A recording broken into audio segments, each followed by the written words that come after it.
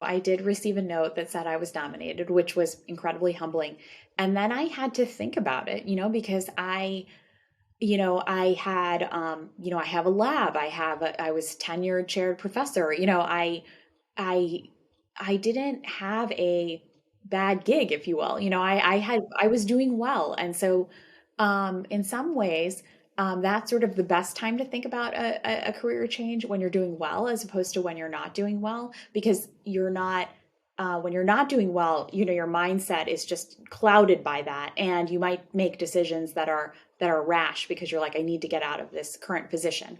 And I know that's happened to some people. Um, but in my case, I wasn't, you know, part of me thinks, would I have been okay if I didn't throw my hat in the ring, And I don't know the answer to that.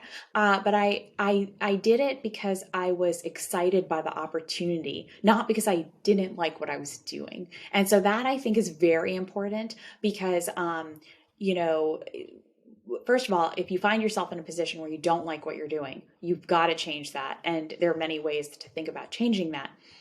But interviewing for a position that's not right for you, or going for a position that you don't think is going to be a good fit for you, that's not the right answer.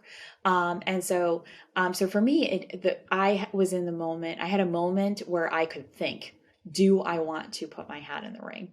And I could meet with people, mentors and leaders, and say, should I put my hat in the ring?